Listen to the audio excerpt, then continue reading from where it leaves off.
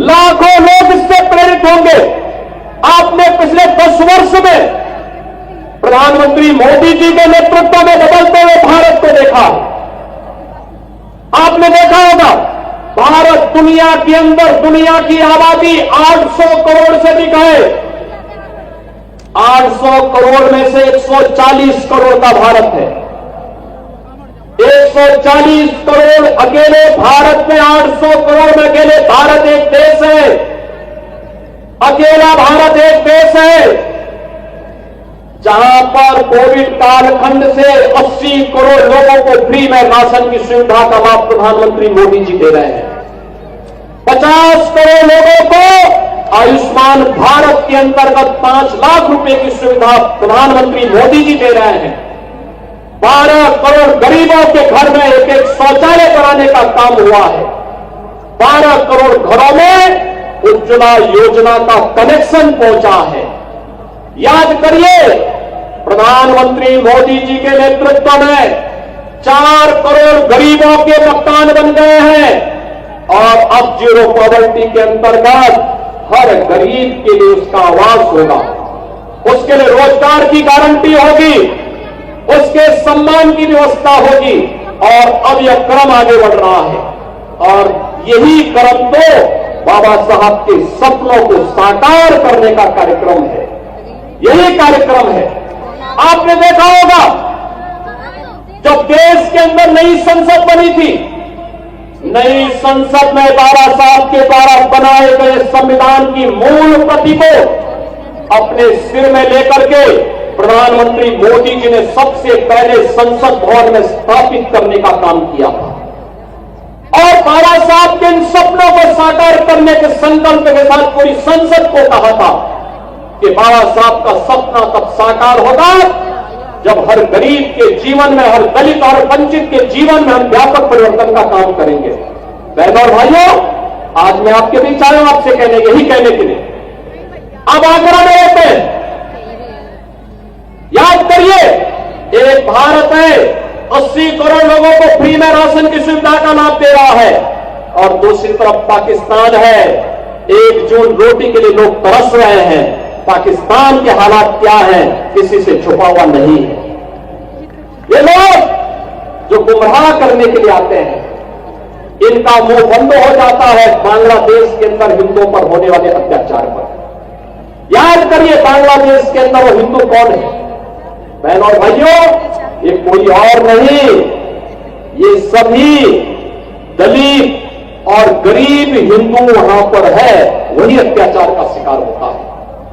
जब प्रधानमंत्री मोदी जी ने और गृहमंत्री अमित शाह जी ने उन दलित हिंदुओं को जो भारत आ चुके थे, पाकिस्तान से, बांग्लादेश से, अफगानिस्तान से, चाहे वह दलित हिंदू रहा हो, बौद्ध रहा हो, सिख रहा हो, उसको जब भारत की नागरिकता देने के लिए सिटीजनशिप अमेंडमेंट एक्ट लाए थे, यही कांग्रेस, यही समाजवादी पार्टी यहां पर देश के अंदर कितना हिंसक आंदोलन की थी। मैं कहता हूं, क्या दलितों को इसका अधिकार नहीं मिलना चाहिए? क्या गरीबों को इसका अधिकार नहीं मिलना चाहिए? लेकिन इन्होंने बाधा डालने का काम किया। इन्होंने उस समय आंदोलन की, हिंसा की, व्यापारिक प्रतिष्ठानों को चलाने का काम किया। महीनों इन्होंने व्यवस्था को तोड़ने का, उसको बिगाड़ने का काम किया था।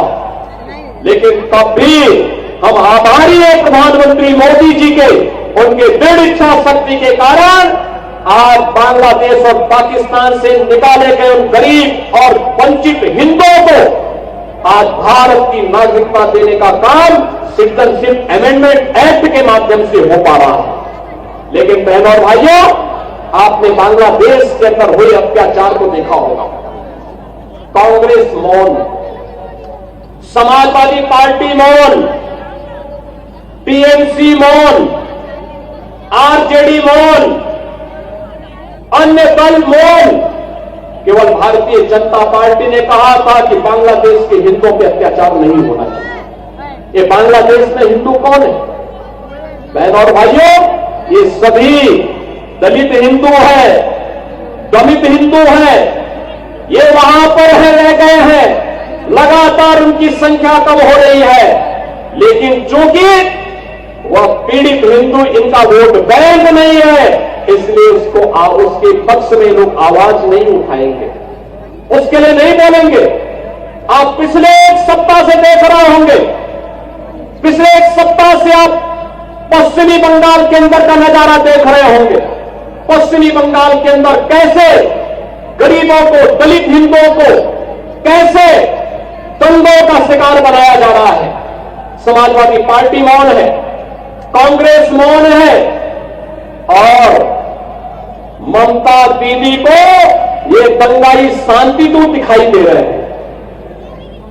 बहनों और भाइयों, ये शांतिदूत नहीं, ये दंगाई है, और दंगाइयों का जवाब तो केवल डंडा हो सकता है, उनके लिए अपील काम नहीं करेगी, और उन दंगाइयों से सख्ती से निपटने का काम वहां पे किए जाने की आवश्यकता है, सख्ती से करने की आवश्यकता है।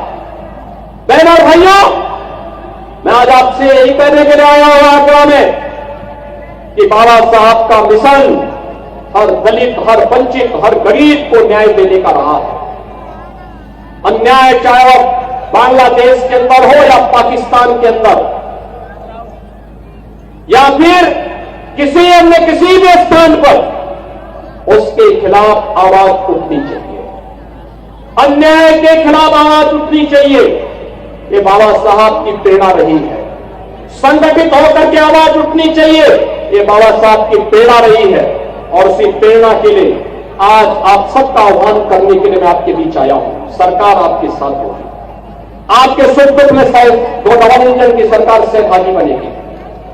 सरकार आपके हितों के लिए संगठित करने के लिए पूरी प्रतिबद्धता के साथ कार्य कर रही है, आगे भी कार्य करेगी। बाबा साहब के सपनों को साकार करने का कार्य प्रधानमंत्री मोदी जी के नेतृत्व में ये डबल इंजन की सरकार पूरी मजबूती के साथ खड़ी होकर के करेगी, और उसी को ध्यान में रख करके आज मैं कहना चाहता हूं, जो लोग कह रहे हैं कि उनके लिए, कुछ लोग कह रहे हैं कि उनके लिए संविधान से बढ़कर के शरीयत है, तो मैं भी उनसे कहना चाहता हूं कि भारत तो बाबा साहब के द्वारा बनाए गए संविधान से चलेगा। जहां शरीयत का कानून लागू होता है, उनको वहां जाना चाहिए। भारत के अंदर भारत की व्यवस्था बाबा साहब के द्वारा बनाए गए संविधान से ही आगे बढ़ेगी, और यह हम सबको दृढ़ भाव के साथ कार्य करना होगा। ऐसा नहीं कि बाबा साहब को लालच न दिया गया हो। याद करिए, जब हैदराबाद के निजाम ने बाबा साहब को लालच देने का काम किया था, और वहां पर उनके रजाकारों ने वहां के दलितों पर, वहां के दलितों पर, वहां के हिंदुओं पर अत्याचार करना प्रारंभ किया था, तब बाबा साहब ने बहुत स्पष्टता के साथ हैदराबाद रियासत से जुड़े हुए सभी दलितों को, वंचितों को, हिंदुओं को पत्र लिखा था, और उनका आह्वान किया था कि किसी भी हालत में निजाम के दबाव में आने की आवश्यकता नहीं। धर्मांतरण मत करना, इस्लाम मत स्वीकार करना, आवश्यकता पड़ती तो छोड़ करके महाराष्ट्र की तरफ आ जाइए, लेकिन इनके दबाव में काम मत करना। और बहनों और भाइयों, अंततः निजाम को भारत छोड़ करके भागना पड़ा। आज हैदराबाद रियासत भारत का हिस्सा बनी हुई है। बहनों और भाइयों, ऐसे ही जूनागढ़ का नवाब भी करता था। आज जूनागढ़ के नवाब को भी भारत छोड़ करके भागना पड़ा था।